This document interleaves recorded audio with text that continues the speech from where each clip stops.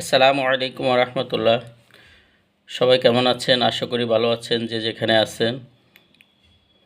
আলহামদুলিল্লাহ, আল্লাহ তাআলা শুকর। আল্লাহ তাআলা আমাদেরকে এখনও রমজানের মধ্যে সুস্থ সবল রাখছেন। আল্লাহ তাআলার হুকুম আদায় করার তৌফিক দান করতেছেন।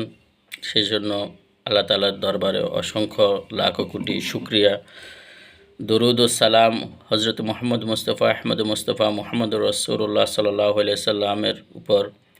আল্লাহুম্মা সাল্লি ওয়া সাল্লিম আলা সাইয়্যিদিনা মুহাম্মাদিন সাল্লাল্লাহু আলাইহি ওয়াসাল্লাম ওয়া আলা আলিহি ওয়া আসহাবিহি আজমাইন। সম্প্রতি আমরা ইরানের মধ্যকার যেই ইরান এবং ইহুদি খ্রিস্টানদের মধ্যে যেই যুদ্ধ চলতেছে, এই যুদ্ধ সম্পর্কে আমরা সবাইকে অবগত আছি। এই যুদ্ধ এমন একটা পর্যায়ে পৌঁছে যাচ্ছে যে এটা মানব জাতির জন্য একটি বড় ভয়ঙ্কর এবং বিধ্বংসী অবস্থায় পৌঁছে যাচ্ছে। এটার পরিণতি কনসিকুয়েন্সেস সারা পৃথিবীর উপরে একটা মারাত্মক বিরূপ প্রভাব ফেলবে বলে বিশেষজ্ঞরা মনে করতেছেন। যেভাবে যুদ্ধ গত শনিবার থেকে শুরু হয়ে এক সপ্তাহ অবধি এই যুদ্ধ চলতেছে, এটার দ্বারা যেই ক্ষতি এবং যেই পরিণতি হবে সেটা বড় ভয়ঙ্কর হবে বলে মনে হচ্ছে। অলরেডি ইরানের মধ্যে 200 বেশি শিশু একটি স্কুলে যারা বোম্বিং করে তাদেরকে মেরে ফেলা হয়েছে এবং অসংখ্য 1000-এর উপরে সাধারণ সিভিলিয়ান তারা কি হয়েছে, ধ্বংস হয়ে গেছে, তারা মৃত্যুবরণ করছে। তো এই যুদ্ধ সম্পর্কে আমরা অনেকেই, আমাদের বাংলাদেশের অনেকে সাধারণ মুসলমানগণ সাধারণ ইরানের পক্ষ অবলম্বন করতেছে, ইরানের পক্ষে কথা বলতেছে। তাদের ইহুদি নাসারা যারা যারা কিনা আমেরিকা এবং ইসরায়েল, তারা ফিলিস্তিনের লক্ষ দিক ভাই ও বোনদেরকে যারা দিবালোকে প্রকাশ্যে হত্যা করেছে, ধ্বংসযজ্ঞ চালিয়েছে, গণহত্যা চালিয়েছে, সেই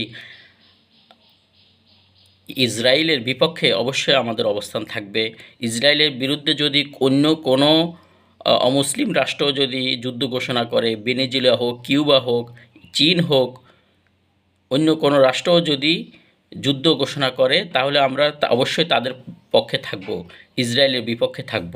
কারণ ইসরায়েল মানবতার বিধ্বংসী, মানবতার ইতিহাসের সবচাইতে ভয়ঙ্কর এবং সবচাইতে অমানবিক যেই ধ্বংসযজ্ঞ গণহত্যা চালাচ্ছে এই ফিলিস্তিনের মধ্যে, গাজার মধ্যে, এটার বিপক্ষে আমাদের সকলের অবস্থান থাকবে। বাকি বর্তমান পরিস্থিতিতে ইরান যেহেতু একটি শিয়া অধ্যুষিত দেশ, অধিকাংশ পপুলেশন তারা শিয়া মতাদর্শী, কিন্তু তাই বলে তাদেরকে ধ্বংস কামনা করা এটি কোনোভাবেই গ্রহণযোগ্য নয়। কিছু কিছু আলেম সৌদি থেকে পড়ে আসছেন, পিএইচডি ডিগ্রি অর্জন করছেন, বাংলাদেশের ইসলামিক ইউনিভার্সিটির স্বনামধন্য প্রফেসর, ওনারাও বলতেছেন যে ইরান যেহেতু অমুসলিম, ইরান তাদের আকীদার সমস্যা, তাদের ইমানের সমস্যা, তাহলে আল্লাহ যেন তাদেরকেও ধ্বংস করে দেয় এবং ইহুদি নাসারদেরকেও ধ্বংস করে দেয়।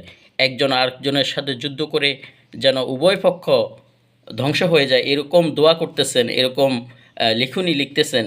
তো এটা আসলে কোনোভাবে আমরা সাধারণ মুসলমানরা এটা আসলে কোনোভাবেই কাম্য করি না। বরং এই মুহূর্তে আমরা মনে করি যে ইরানের বিপক্ষে কথা বলার জন্য, ইরানের আকীদার বিরুদ্ধে কথা বলার জন্য বর্তমান সময়টি একটি উপযোগী সময় নয়। কারণ তাদের আকীদার মধ্যে যে সমস্ত সমস্যা রয়েছে সেটা আমরা সকলেই অবগত আছি এবং আমরা সেই আকীদাকে কখনোই সমর্থন করি না। কিন্তু তাই বলে এই নয় যে তাদের যে দুর্বলতার দিকগুলো সেগুলো বর্তমানে আলোচনায় নিয়ে এসে আমরা ইহুদি এবং নাসারার হাতকে শক্তিশালী করব, তাদের মতামতকে অগ্রাধিকার দিব, এটা কখনোই কাম্য হতে পারে না। বরং মানবতার যেই ধ্বংসলীলা ইরানের মধ্যে এখন চলতেছে, আমাদেরকে এটার বিরুদ্ধে আমাদেরকে প্রতিবাদ করতে হবে।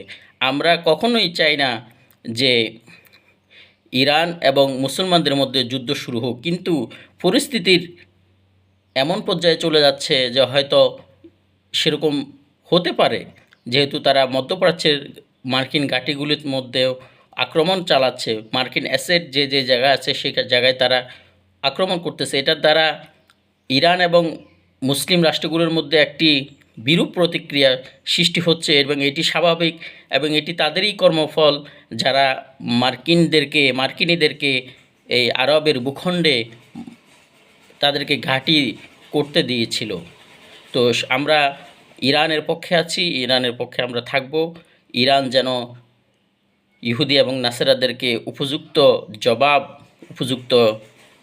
জবাব দিতে পারে, সেই আমরা কামনা করবি। ধন্যবাদ।